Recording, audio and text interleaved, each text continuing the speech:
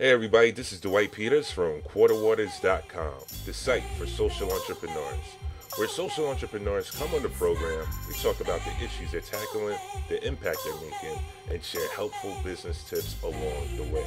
If you're watching this program, it's because you want to change the world through the power of business. You came to the right spot.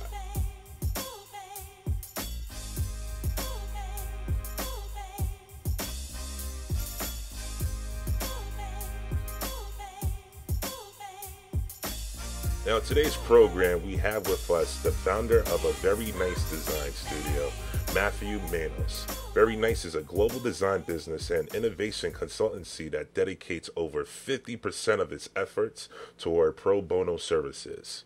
Matt, welcome to the program. Hi, thanks for having me. No problem, man. I'm glad that you're able to join us today. So, Matt, I just read what you guys have up on your Facebook as your cause of what verynice design is. But if you want to share with our viewers a little bit more, if you want to go in depth with it, that would be great, man. What is verynice design? Yeah, sure. So like you said, we're a design business and innovation consultancy. So what that means is that, we are kind of first and foremost a design studio, but we like to see design go into kind of strange places. So we like to kind of throw design into the mix of, business people, of entrepreneurs, of innovators, to show them how it can be a tool and a resource for that. A lot of the times that's kind of, the way we see design as sort of as a system, which I think is applicable to really everything that people do and come up with. And like you mentioned, the kind of our niche why we're a social enterprise is that we dedicate over half of our efforts toward pro bono design.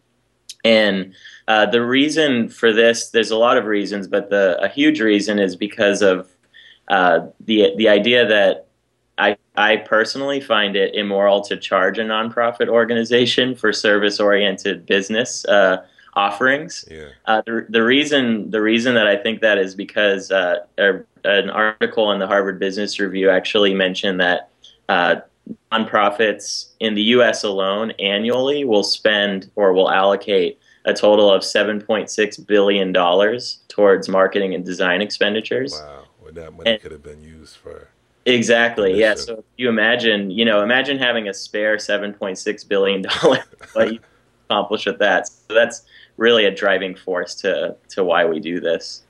Awesome. Matt, what's your background? Yeah, so I have kind of a mixed background. So I've been interested in business for a long, long time. I started my first company when I was in high school. It was a painting business. I was into fine arts, into just like actual abstract painting. So what I would do is I would go to a person's home, would interview them, kind of get a sense of who they are as a person, Yeah. and would create a custom piece for them for the spot in their home. So through that experience, and again, this was in high school, I got really interested in I've always been interested in art, but also in the idea of like working with people to create art, and I think that's big time what design does. How much would you charge them? It was a range. I think the most expensive painting I sold was like $300. Nice. Yeah, so not bad for a high school guy. Not bad at all, man. Yeah. And ended up selling quite a few. Sold like 150 paintings. So it really blew up just through kind of my personal network and, just trying to go out there and hustle it to people. And I really learned a lot from that experience. And actually in that same year is when I took on my first pro bono client, which was, it was a really profound experience for me. So I'm a skateboarder, not as much anymore, but I used to do it actually competitively. So I'd be in the skate park just all the time. And I remember one day I saw a man in a wheelchair riding around the skate park, and I became incredibly interested because that's a rare occurrence, obviously. But then I noticed that it wasn't just him. He was actually with a few kids that were also in wheelchairs, and that became increasingly kind of peculiar.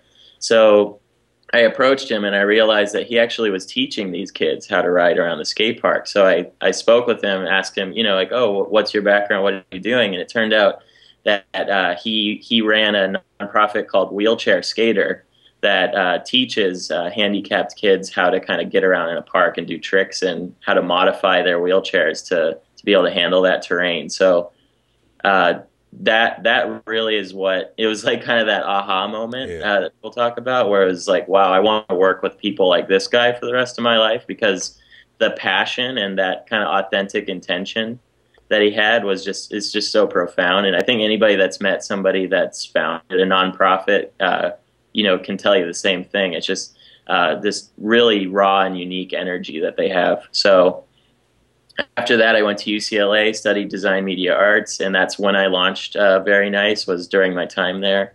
After that, I went to grad school at Art Center College of Design in Pasadena, studied media design. And that was really tough it was pretty much right when I started, like the summer before grad school is when verynice started really getting a lot of clients and blowing up. And so it was pretty terrifying, because I was about to, embark in grad school, which is this supposedly very difficult thing. Yeah. So the past couple of years, because I just graduated, I've had to kind of balance that. And now I do one thing at a time, which is nice. Awesome, man. So, so you have this experience. You had a little entrepreneurial bug since a young age. So, you had that business background. So when you started verynice, what was the first step? Because it's not you by yourself. You needed other designers as well to do this. Sure. So what was the first step?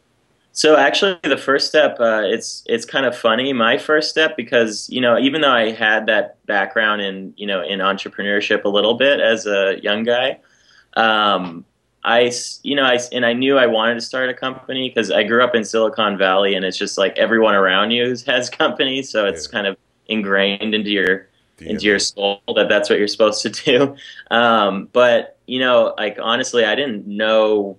I had no idea how I would actually do that. So for me, my first step, and specifically knowing I wanted to start a design studio, was to actually throw myself into as many internship experiences as possible. So that was kind of my strategy, was apply to an internship in a small studio, apply to one in a big studio, apply to one in like an editorial or like a mid-range, and just see what it's like. And yeah, that was kind of basically my way of acting like a little bit of a detective in their companies, snooping around and seeing what worked, what didn't work. Awesome. So you did that. Then what was the next step after that? So you guys launched it. How did you guys get the word out? How did you guys get your first big name client? Because looking at your portfolio, you guys brought in some big name people to work for. And go ahead and share with our viewers some of the organizations that you have worked for. Yeah, so we've worked for we've worked in every sector all across the globe, every industry and sector. This has included big names like United Nations, Facebook, Disney, MTV, Toyota, all over the place. And 100% of our projects actually come word of mouth, even those big ones. And I think that the way that, at least the way it got started, because it was just me in the beginning, and it really just took kind of like kind of that traditional good old hustling of just getting your name out there, meeting a lot of people. I really spent a lot of my time just trying to meet people every single day. Yeah. And you'd be surprised by just the immediate people around you, the connections they have. I think it's on LinkedIn, where if it says how many connections you have, but then it shows like how many connections are then in your network, and it's like tens of thousands. So if you think about it, really, you kind of have access to everyone in the world. Yeah. It's I really believe in that, man. 6 degrees of separation. Somebody knows somebody that knows somebody that you want to know. It's very true. It's very true. And the more people that you know, the more easy it is to get to that kind of 6th degree. Yeah. And yeah, so that was basically the magic of it. And something that's sort of unique about the way that verynice operates is that a lot of our work in a lot of our collaboration is not through employees, but through contractors and freelancers.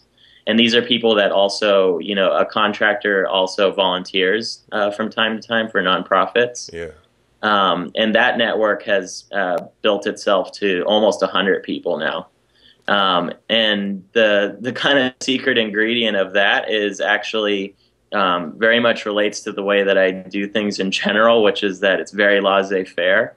Um, I didn't seek out any of those people whatsoever. I just met them, or they found me on the internet, or the same reason why you and I are talking, like Yeah, mutual people that we've talked to before, or mutual blogs we like, and we write the same comments on these yeah. blogs. It's that I think to me is the magic, is to not really try seeking out collaborators, but just have them organically come to you. Would be some big advice that I would give, and that's how the network built to what it is, too. Awesome, man. So how many nonprofits have you guys been able to service? Yeah, so we've been able to help just over 125 organizations now, and the pro bono, or the kind of financial equivalent of that, would be almost $350,000 in services now. So that's and that's very much I'm indebted to a lot of the people in my network and my collaborators, because of course there's no way that any one person could do that on their own. Yeah. So it's great to have so many great people to work with. So your And services consist of what? You guys build websites for people. You mhm. guys make marketing and promotional material as well, right? Right. Yeah. So we do a lot of that traditional type of work. But actually, one of the big things this year, sort of, and this has been happening. It's really been happening throughout, since we started too now. But this year, we're kind of taking more of a stand on this. And what I'll say is that upon our inception, we really saw design as kind of a medium to make stuff look pretty. Yeah. And our ambitions really didn't go beyond that, or my dreams didn't go beyond that. I really wanted to just be a studio that made awesome stuff, like made awesome websites, awesome logos, and so on. But over the years, what we've realized is that not only does our work exceed that scope, but the value of design itself can actually fit in a whole lot more disciplines. So we've been able to design business models, to build communities, to develop products, lots of weird things that you wouldn't think, a web designer or a graphic designer would do. That's Um, extremely weird. Give my viewers an example. You said that you guys are able to build business models. yeah, so a great example, there's, I think one that I'll give, and this is a case study from our new website that just launched, verynice.co. It's a project called Decks for Parks.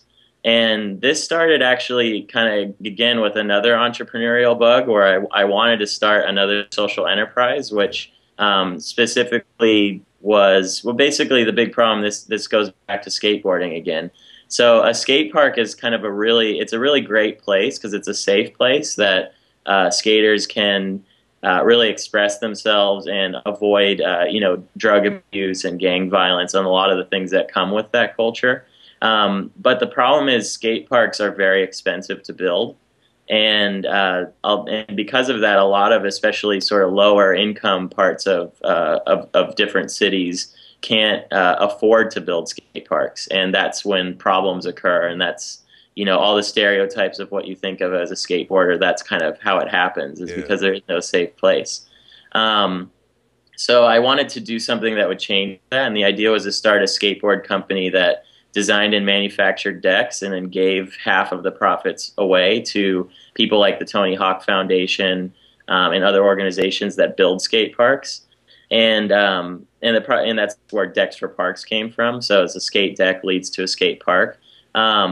But instead of and we designed the deck and made it look all pretty without having anyone that was ever going to use it, or any sort of business model or whatever. Yeah. And what I quickly realized was that that there just was no time to start another company, because this was verynice was just like kind of starting to blow up. So instead of starting it ourselves, what ended up happening is the design project shifted from the graphics on the deck to how can this integrate within a company, like in terms of a system. Yeah. So what we did, and so there's a lot of talk around corporate social responsibility right now, and this is kind of a new idea, which is dynamic corporate social responsibility, where instead of having a kind of for-profit corporate client and doing a project to to initiate a special, unique social mission within what they're doing.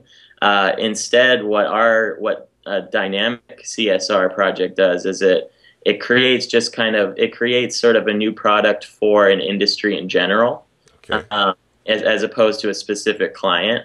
And so in our case, this idea for this deck, we basically wrote a business plan, explained how it would work, had the actual deck ready to go, and then approached different skateboard companies with the idea and offered to coach them on how to kind of integrate it. And we ended up doing that with one company in Silicon Valley, a skateboard company, and are hoping to do it more. But it's kind of this example of instead of using these CSR tactics to promote one single company, you can make it flexible to go across just an entire industry, which I think is a cool like design problem if you think about it. Systemic change, yeah. No, definitely, man. And it just goes to show how much you guys could grow, just Hmm. from going from design to actually, spreading out your portfolio to help bring change. I think Totally. that's amazing. Definitely. So Matt, it's a pretty cool venture. You guys get to design and, create things. That's pretty kick-ass, man. Mhm. What have been some of the challenges that you guys have faced, whether it's initially when you guys just started Mhm. or even recently? Yeah, well, I think that there's kind of two examples of challenges we faced. Definitely in the beginning, the initial idea was to be 100% pro bono, and whenever I would tell anybody about that idea, it was kind of basic like guarantee getting laughed at, Yeah, right? Because it's incredibly impractical. But I just didn't care. I yeah. didn't care that it was impractical. I had the passion to do this, and even when we kind of dropped that to like a half and half, like just over 50% of our work is pro bono and the rest is not. Yeah, That still was, weird. incredibly kind of laughed at, Yeah, and it continues to be. And people are always saying, "Well, how do you make money? Like, how does this work?" But it just does work. They kind of have to trust me. yeah, Um, I think a big thing is that there's a lot of these initiatives out there that say where organizations or companies, especially in architecture, will and design sometimes will dedicate 1% of their efforts toward pro bono, and that's sort of people already see that as admirable and as like a big challenge, but when they find out that we're doing 50%, it's sort of a shocker. But I kind of like that. I yeah. like that it's a shocker. And you Um, guys are profitable, right? yeah, yeah. So basically, and this is kind of the harsh reality of it. The reason it is profitable is because half of our work is done for free, right? But we basically we make for it in volume. So we do twice the amount of work of an average studio. So it ends up balancing out. And that, of course, that means, late nights, lots of work, but, we have this passion to give back with our model, and that was the sacrifice that, was chosen to be made. So that's how it works is, um, to just do a lot of stuff, basically. Then, another challenge more recently is because we're kind of taking this more active stance in trying to really show how design can go into these other places besides kind of the traditional marketing. We're still doing all the traditional stuff, but it's just like kind of heightening more as other type of work. That's a challenge just because it's not, the public doesn't really see design as a tool that does that. It's starting to happen. People are starting to see it, but it takes a lot of kind of educating and proving that this can work. So that's a challenge. It's actually a really fun challenge. It's very satisfying. Yeah. Awesome, awesome. So, Matt, in practical idea, people's going to laugh at you when they see your business structure, because when you're talking about that, I'm thinking about my new social enterprise and how, you know, initially we wanted to donate, like 100% of all of our profits. Yeah. Then we did the math and we realized there was no way we could possibly do that. Yeah. It's because of that, we were naive and we jumped in. But some social enterprises are able to do that. What comes to mind is Thank You Water. And Mm. Thank You Water is able to give 100% of their profits away. So it really depends on what area you're in and how you're able to pull it off. But that's awesome. So Matt, what other advice would you share with aspiring social entrepreneurs that are watching this program? Mhm. Yeah, I think some advice I would share is just related to my own experience with kind of especially in the early stages, because the idea was impractical, of kind of whenever I would reach out for help from perhaps other like experienced entrepreneurs, it kind of was like an immediate stop what you're doing type of thing. Really? Um, but I think instead of just because something seems impractical doesn't mean that you can't find a way to make it work out. So if you're starting a company and if you immediately are starting to worry about how is this going to work, how is it going to be profitable, I really think that you're kind of moving a little bit too fast. I think you should give yourself some time to really, instead of thinking how it can be profitable, especially a social enterprise, thinking about how it can be impactful and also just interesting, kind of conceptually interesting. How can it challenge what we're used to seeing, challenge business as usual, make it business as unusual. And yeah, and I think, this is something that I like to say is that I think getting shut down is actually validation that you're onto something. um, it sounds silly, but I really do think that true innovation comes from people that are kind of just confident enough to yell really stupid ideas, Yeah. and sometimes those Hoping that stupid it ideas, sticks.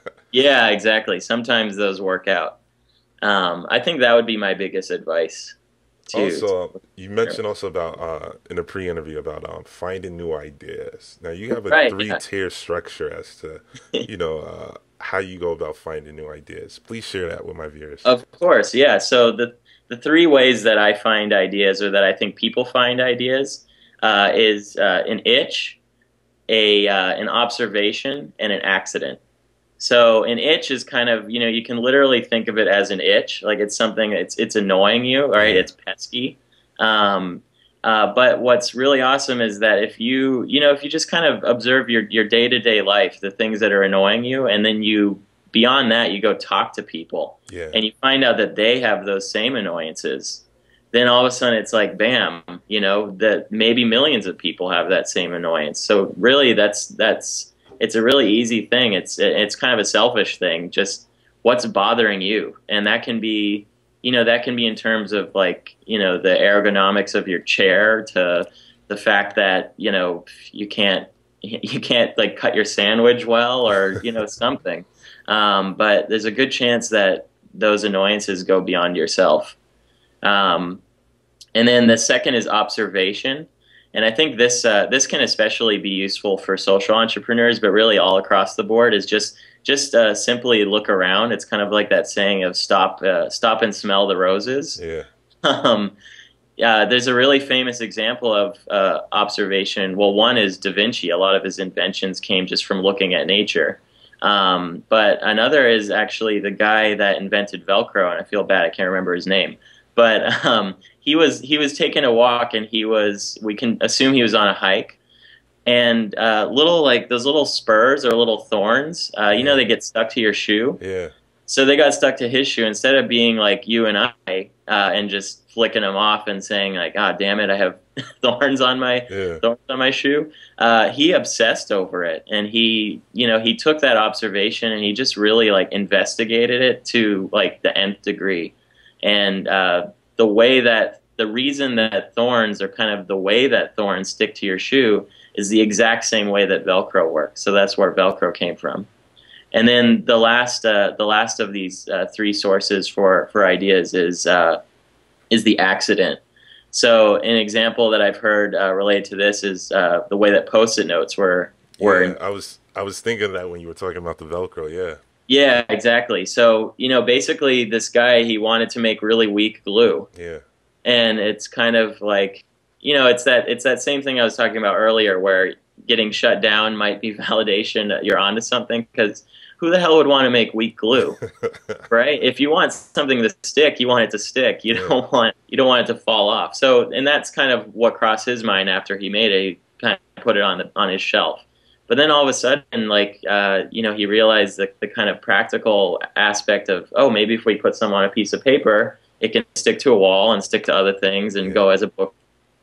That's how Post-its were made. So And I live by that's, Post-its. I yeah, have totally. Post-its all over the There we place. go. Yeah, I can't Yeah. So, survive without Post-its. But yeah. yeah. Could you imagine if Post-its used actual glue? I think all Uh, of our would be destroyed.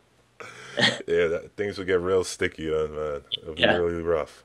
Yeah, so it's this idea of just being open to mistakes and being open to failure. That's kind of a popular saying, I think, amongst entrepreneurs, is that failure is a good thing. Yeah. And I think there's a lot to that, where if like say you want to be an entrepreneur, you want to start a company, instead of just saying this is the thing I want to make and then going about a couple years and making that thing, I think the best thing to do is just kind of start making stuff in general and be open to, maybe you made a mistake on one thing, but it led you a different direction. Yeah. I would be open to that. That's kind of something that, especially designers, they refer to that as learning through making, where instead of having an end goal, you just kind of make stuff and it leads you down a path and something happens that you could never have expected before. And I think that's a great a great strategy for coming up with new ideas. Definitely, man. I was reading an article that you did, and you mentioned that designers are very much like entrepreneurs. Hmm. But I think entrepreneurs are very much like designers, so it goes hand in hand. Absolutely. So Absolutely. definitely, Yeah. Matt, did we leave anything out? I don't think so. Man, it's been awesome having you guys on the program. I look forward to you guys to continue to grow and continue to make a great impact. Cool. Great. Thank you. All right, ladies and gentlemen, Matt Manos from Very Nice Design. Thanks, Matt. Thank you.